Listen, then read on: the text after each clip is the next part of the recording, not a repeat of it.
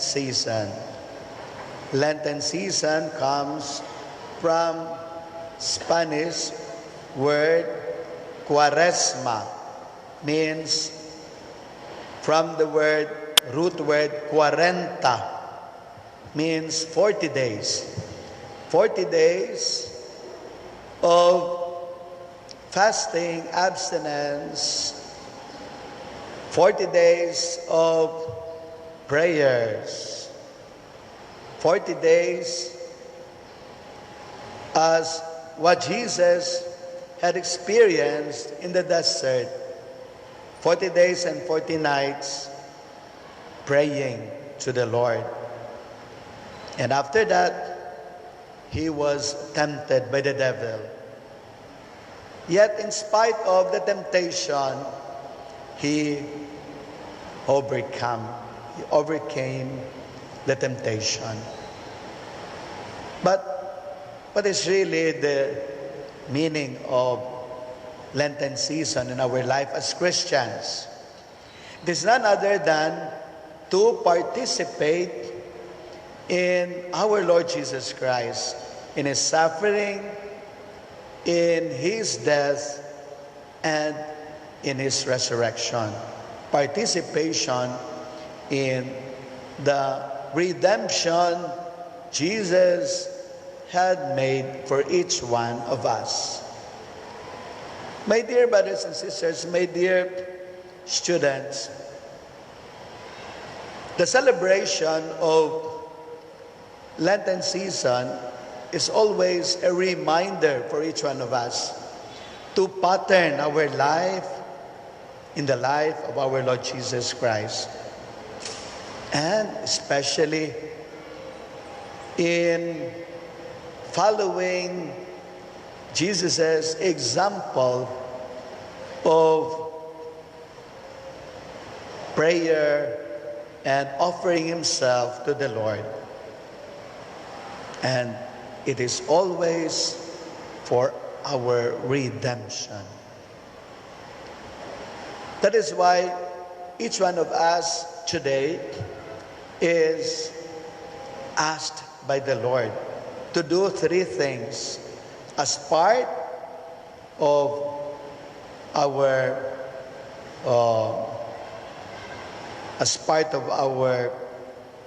following of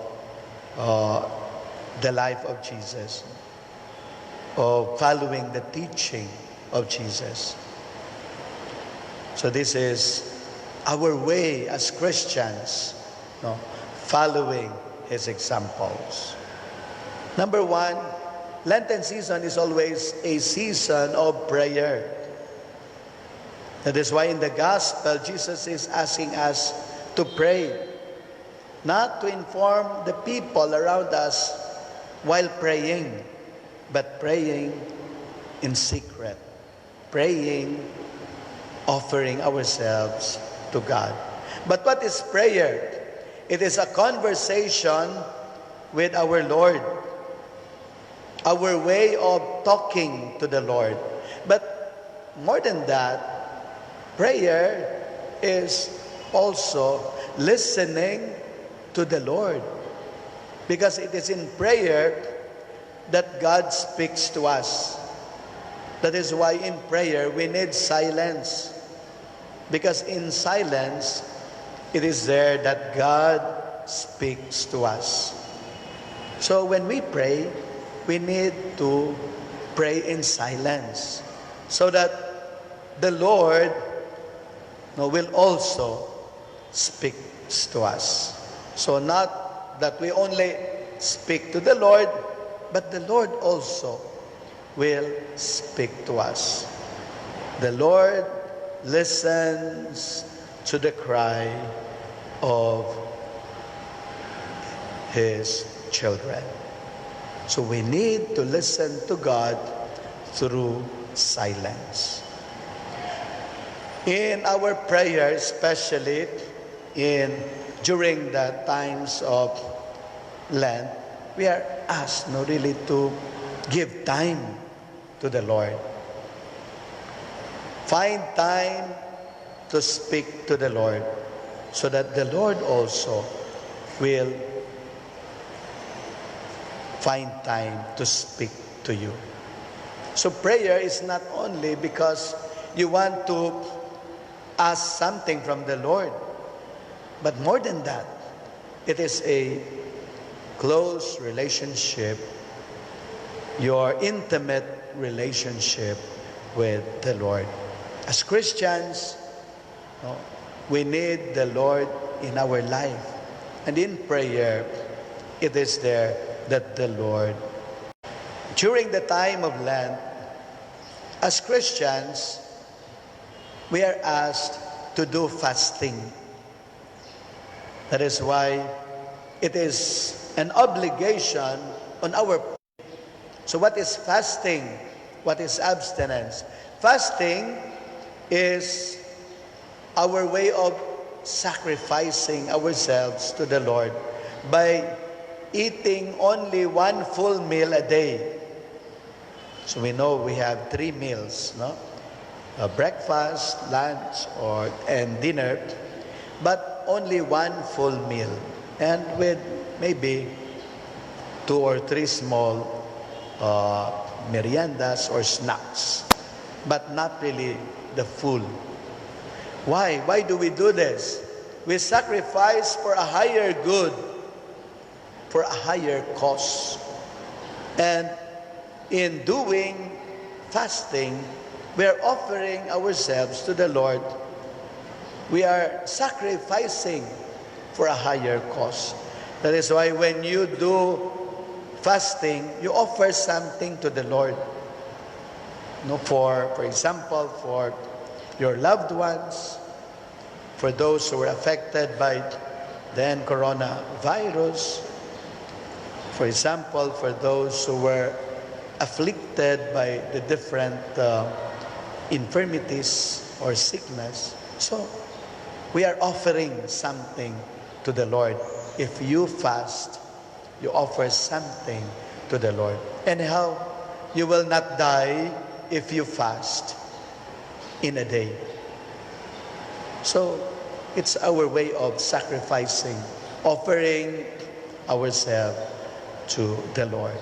Abstinence, fasting, by the way, is only for those who reach the age of 14 years old until 59 or 60 years old.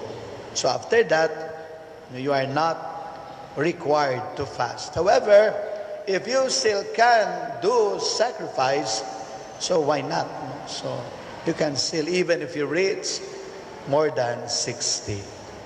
Abstinence means not eating of meat. It is also one way of sacrificing. We are offering something to the Lord. And in exchange, we do not eat meat. So this is the teaching of the church, wherein each one of us is asked not to eat meat for a day. Now, the rationale is also again sacrifice, again offering for a higher cause, for a higher good. So, do not eat meat, but you can exchange it by, for example, eating fish or vegetables, or simple food, but not meat. Now, age requirement, no age requirement actually. So, even if you are more than 60, you are asked to abstain. So, my dear brothers and sisters, in fasting, we are asked to sacrifice. But fasting is not only for food. Actually, it's our vices that we have. You fast for not, for example, staying in computer for more than 3 hours or 1 hour. Not using your gadgets, cell phones, smartphones, or for example, not watching movies, no, for this day. As a sign of your sacrifice, you are offering this to a higher cause, for a higher reason, no? Why you are not using smartphones the whole day. You will not die. Or not playing ML or whatever for a day. It's not really, will not really bring you to damnation, or will not really lead you astray. But rather, it will help you in your discipline in using your smartphones or your computer. So sacrifice for a day, not using gadgets or anything that you love most for a higher cause. And lastly, my dear brothers and sisters, we are invited to give alms to the poor, to donate, especially for those in need. For those brothers and sisters we are experiencing poverty, those who were affected by the different calamities happening around us here in our country, and maybe for those people whom you want to assist or help because they are really in need.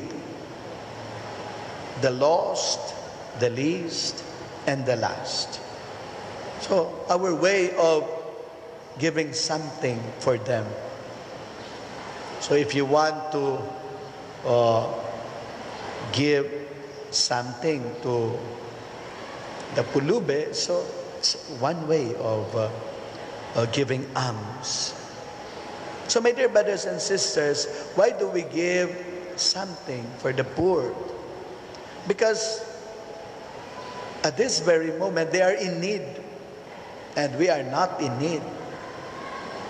And we give because, it is better really to receive than we do not have. No? Kasi mahirap tayo yung hihingi pa, o tayo yung nangangailangan pa. So we give precisely because we know that they are in need. And at this very moment, they are lacking. And we supply because they are in need. That is really what is happening to the early Christians, before. What is lacking to a member of the community, they supply. They help each other. And when you help to those really in need, I know the Lord, in the right time, you will also receive something. So, almsgiving is our way of helping those in need. And it is really a challenge for us Christians to give, especially to those in need. Do not wait that you will be the one receiving. Because if that happens, you might really end up saying, because I do not help, I do not assist, I do not give to those in need. So, be a giver rather than a receiver. Now, we will be imposing ashes in your forehead, my dear students, my dear brothers and sisters. And the symbolism of this is for us to really accept that we are sinners, meaning that we are not perfect individuals. But in showing to the world that we are sinners, we mean that we are Christians. We mean that we are not perfect. Informing each one of us that we are always at the mercy of the Lord. So, because we are sinners, I want you really to find time to do amendments to your sins. If you have time, go to confession and ask forgiveness. And the Lord, who is really outdone of His mercy and kindness, will forgive us whatever sins we have done. So today, you will receive ashes to be imposed in your foreheads, and we will say, repent and believe in the gospel. So, accept that we are all sinners, but however, we have the mission, proclaim the gospel. Do what is right and what is good in your life.